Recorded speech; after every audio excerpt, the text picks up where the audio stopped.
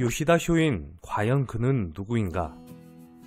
서해 류송영 선생은 임진왜란 7년을 돌아보며 징비록을 썼습니다. 징비록은 미리 징계하여 후환을 조심한다는 뜻으로 임진왜란 때의 상황을 7년에 걸쳐 기록하고 반성한 책입니다. 자신의 잘못은 물론이고 임금과 조정신료, 사대부 등 전란의 모든 것을 기록했습니다. 하지만 이 책은 조선에서 거의 읽히지 않았으며 시간이 지나면서 창고에 묵혀버립니다. 그렇게 잠자고 있던 징비록은 아이러니하게도 외교사절로 조선을 찾은 한 일본 관리에 의해 일본으로 건너간 뒤 베스트셀러가 되었습니다. 임진왜란이 끝난 뒤 우리는 일본의 분노나 중후심만 표출할 뿐 징비록을 읽고 반성하는 등의 노력은 게을리했습니다. 그 후 300년 뒤 또다시 조선은 일본의 침략을 받아 36년간 식민지에 놓이게 됩니다. 분노라는 감정의 돌풍으로 인해 있는 그대로 보는 노력을 소홀히 한 결과입니다.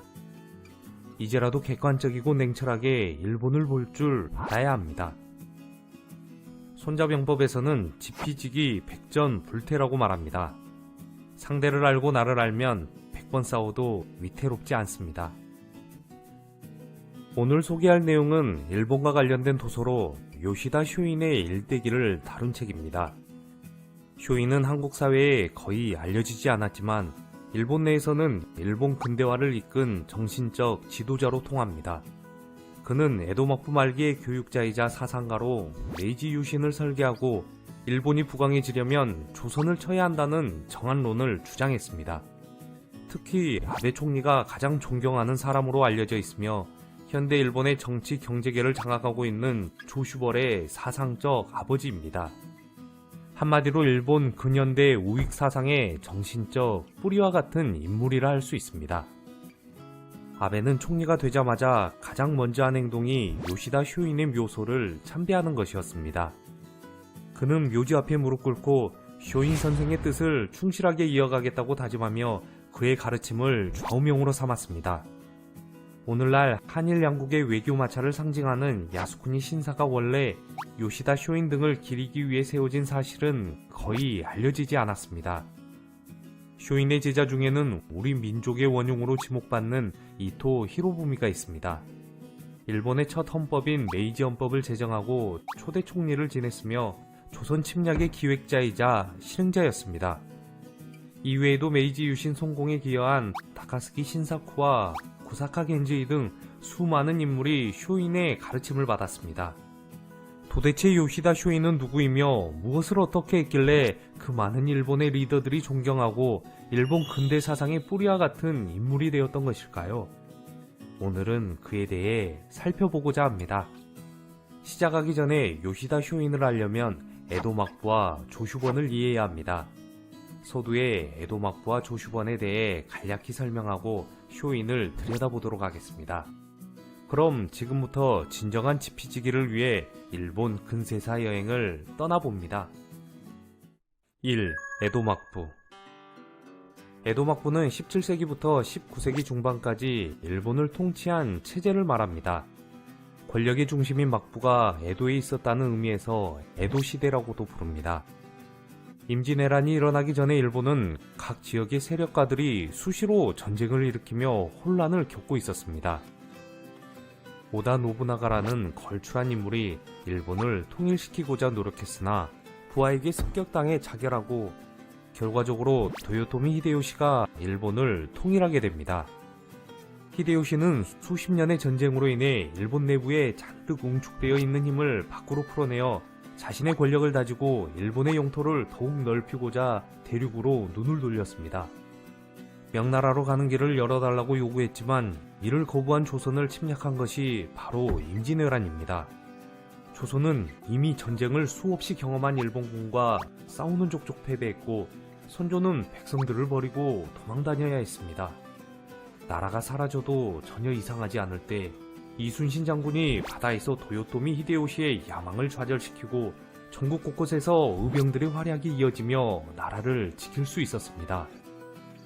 1598년 절대 권력자 도요토미 히데요시가 세상을 떠나자 일본은 다시 혼란에 빠집니다. 이때 도쿠가와 이에야스는 도요토미 히데요시 부하들과의 전투에서 크게 승리하면서 일본의 최고 지도자가 됩니다. 도쿠가와 이에야스는 일본의 평화를 이어가고자 에도를 수도로 삼고 중앙정부를 세웠습니다. 에도 막부를 이끄는 지도자는 쇼군이라고 불렸는데, 쇼군이 된 이에야스는 일본을 300여 개의 번으로 나누고 각 번을 다스리는 장군, 즉 다이묘를 임명했습니다. 쇼군은 다이묘가 다스릴 땅을 나눠주고 세금을 거둘 수 있는 권한을 주는 한편, 각 번이 반란을 일으키지 못하도록 매우 강력한 통제 정책을 추진했습니다. 이처럼 중앙정부인 에도 막부와 지방정부인 번이 공존하는 체제를 막번 체제라고 부릅니다. 2. 조슈번. 도요토미 히데요시의 충실한 부하였던 모리 데루모토는 강력한 지방 용주 중 한 명으로 히데요시가 죽자 도쿠가와 이에야스와 전쟁을 벌입니다. 하지만 도쿠가와 이에야스에게 패배하고 권력과 재산을 대폭 삭감당하며 조슈번으로 쫓겨납니다. 이후 그의 후손들은 조슈번을 다스리며 에도 막부의 명령을 따랐지만 태생적으로 에도 막부의 반감을 품을 수밖에 없었습니다. 조슈번은 지금의 야마구치 현 일대를 영지로 삼은 번으로 메이지 유신을 성공시킨 발원지이자 천황을 받들고 서양 세력을 물리치자는 존왕양이 사상을 바탕으로 젊은 사무라이들을 움직이게 한 곳입니다. 그리고 그들에게 크게 영향을 준 강력한 지도자가 바로 이 지역 출신 요시다 쇼인입니다. 한편 메이지 유신을 주도했던 인물의 절반 이상이 조슈번 출신입니다. 메이지 유신은 조슈번과 사스마번 등이 중심이 돼 도쿠가와 막부를 무너뜨리고 천황 중심의 근대국가 개혁을 했던 일련의 과정을 말합니다. 3. 일본의 근현대. 에도 막부는 200년 넘게 일본을 평화롭게 이끌었지만 상공업이 발달하면서 신분제도가 무너지고 지배계층인 사무라이들이 빈곤에 시달리면서 점차 사회가 혼란스러워지기 시작합니다. 1853년 페리 제독이 이끈 미국 군함대첩이 도쿄 앞바다의 모습을 드러내면서 일본의 근대는 시작됩니다. 선체를 검게 칠해 흑선으로 불렸는데 흑선 출현은 일본 사회에 위기의식을 불러일으켰습니다. 일본 내부는 에도 막부를 도와 위기를 극복해야 한다는 세력과 에도 막부를 없애고 천황을 중심으로 뭉쳐야 한다는 세력으로 분열됐습니다. 유혈 사태와 몇 차례의 전쟁 끝에 에도 막부가 물러나고 천황이 전면에 등장합니다. 이후 천황의 권위를 활용한 세력이 강력하게 추진한 개혁 개방 정책, 즉 메이지 유신이 성공하면서 일본은 서구 열강과 어깨를 나란히 하는 제국으로 성장합니다. 제국으로서 식민지 팽창 정책을 추진하던 일본은 청일전쟁, 러일전쟁을 승리로 이끌면서 아시아에서 더 이상 일본을 견제할 수 있는 국가가 없어졌습니다. 일본은 조선과 만주 등을 식민지로 삼고 더욱 몸집을 불렸습니다. 1940년대에는 더욱 과격해진 사상으로 통치한 결과 미국의 진주만을 기습적으로 공격하며 태평양 전쟁을 일으킵니다. 이후 필리핀, 호주 등을 침략하지만 점점 궁지에 몰리는 가운데 미국이 히로시마와 나가사키에 두 발의 폭탄을 투하하자 무조건 항복을 선언하게 됩니다. 비록 일본 제국주의는 실패하긴 했지만 요시다 쇼인의 국수주의 사상은 사후 그의 제자들에 의해 완벽히 현실화되었다고 볼 수 있습니다. 4. 요시다 쇼인. 일본 메이지 유신의 정신적 지주로 꼽히는 요시다 쇼인은 1830년 조슈번 하급 사무라이의 아들로 태어났습니다. 총명했던 그는 11살 때 군사학의 일종인 무교전설을, 15살 때는 손자병법을 똑소리나게 강의해 주변 사람들을 놀라게 했습니다. 성인이 되어서는 지적 허기를 느끼게 되고 더 넓은 세상을 공부하기 위해 여행을 떠납니다.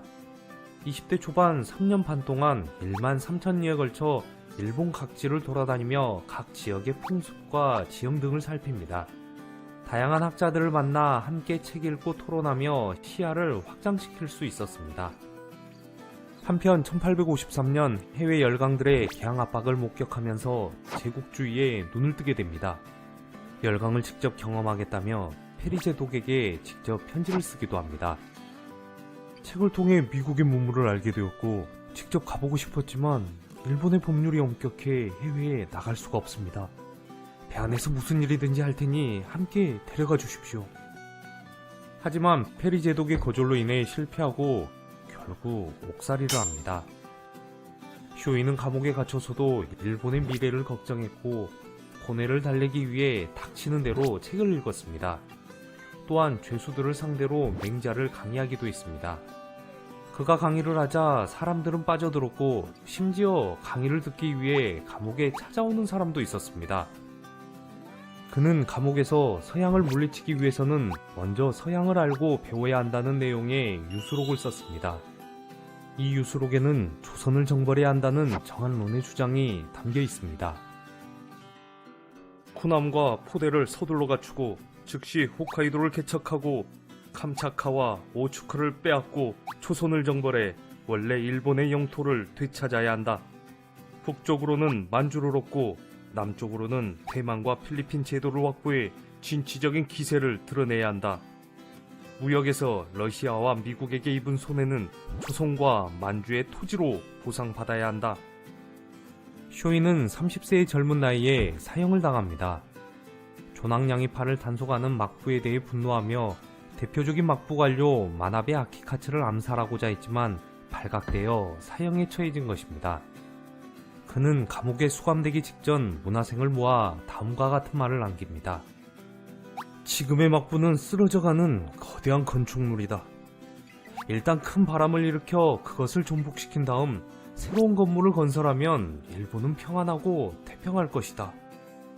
요시다 쇼인의 사상은 에도 막부로 대변되는 기존의 패러다임의 한계를 느낀 이들에게 깊은 영감을 주었고 결과적으로 메이지 유신으로 이어지는 거대한 흐름의 근간이 됐습니다.